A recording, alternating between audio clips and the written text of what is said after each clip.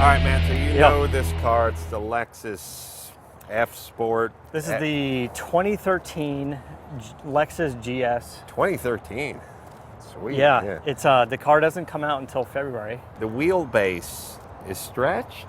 Well, compared to the GS, the car is a little bit bigger. I don't know the exact proportions. It's maybe a little bit wider and a little bit taller. But this one is equipped with the F Sport package, so it's not quite like your ISF. Your ISF is sort of like the M version or the AMG version of the car. This is got everything except for engine, right? So it's got a 3.5 liter V6. It's 306 horsepower. I think it's around 270, 277 foot-pounds of torque. But the F Sport package added a little bit of the body kit, the 14-inch brakes, the bigger wheels, full suspension upgrade, which is really, really trick. And you mentioned before the active steering, four-wheel steering. Yeah. So below 50 miles an hour, the rear wheels turn the opposite direction as the front. So it makes the turn sharper. And above 50, it'll turn the same direction, but slightly. I think it's like 2 degrees. When you drove it, I don't know if you got to mess around with I the... put it in the Sport S or whatever it was. The Sport mode, it's kind of neat. You put it in Sport mode and the dash turns red. It's sort of evil mode. Yeah. And then it shows the graphic of the car, and it's like, these are the things that's just been changed. And then the Sport Plus, it lights up more shit like that. Yeah, there's a big display, 12.3 inch display. It's really cool because it's not just some little red icon on the dash that blinks. So the heads-up display that, you know, like Corvette owners know from back in the day, and it's just like everybody turned them off. And I don't know why. Maybe it was just annoying, I think or the graphics package was weird. 240. I think Nissan had a heads-up in their like 240 whatever, you know, the drift car. I think there was a heads-up package on that car too. I know Nissan had a version of it. It was sort of, somebody launched that about the same time they launched the digital tachometer, and everyone just threw it out with the digital tachometer. Like they went, fuck that.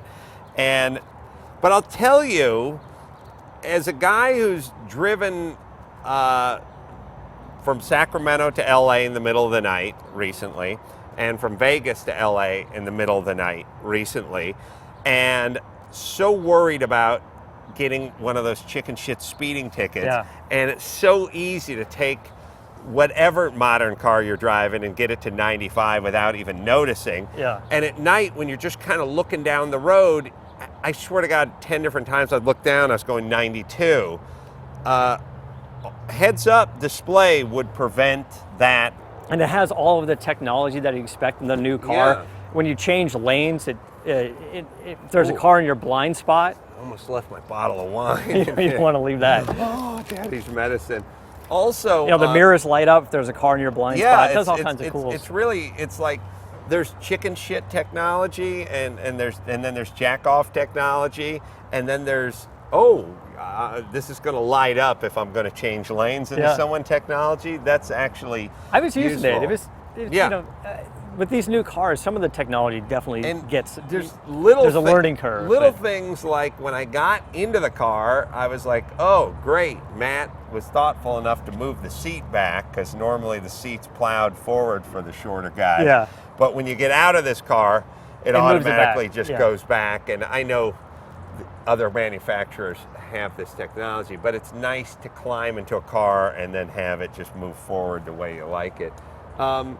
Fit and finish is pretty unbelievable. Like I said, the display on the dash is as big as the television I grew up with, except for this is color and not black and white, and not made by Zenith. It has sort of a joystick control similar to what a lot of the high-end cars, BMW's iDrive and Audi's version of whatever the hell they call it. But it's kind of neat. It was pretty easy to use.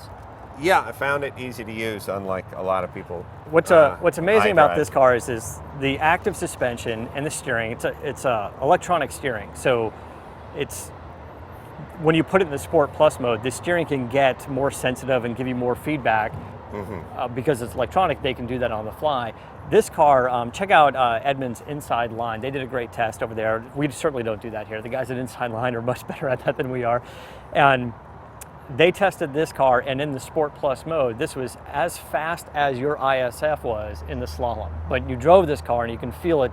It doesn't feel like it has the tighter, racier suspension. You know, my car's right there. It can hear you. It can hear you. Well, I have to insult my ISF to its to its grill. Actually, I'm thinking about it. You only got that one for like 4 more months. Oh, yeah. Yeah, so. Yeah, better be nice to the Lexus people.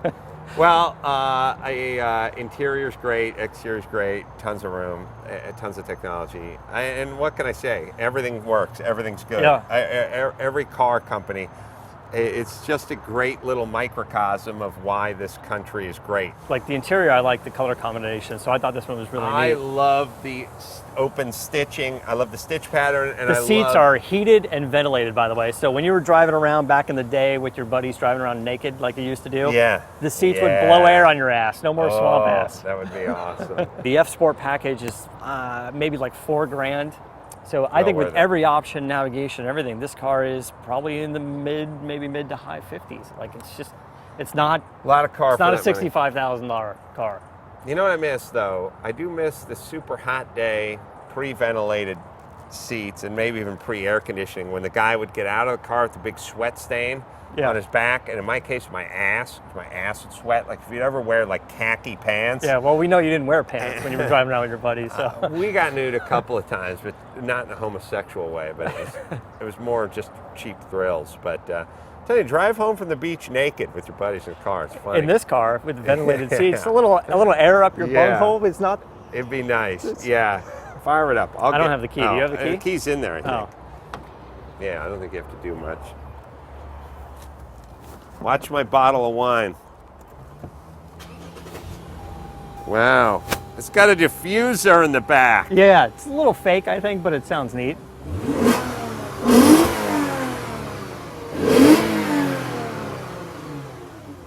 Yeah, nice. God, everything works. Everything nice. Everything's nice. Everything's got brushed aluminum pedals and the exhaust tips, and it's just so nice. All right, I'm gonna go home. All right. So until next time, it's Adam Carolla for Matt, Deandra. We're gonna shoot the car, and if you want to see it, you go to adamcarolla.com. Anyway, saying keep the air in the spare and the bag in the wheel.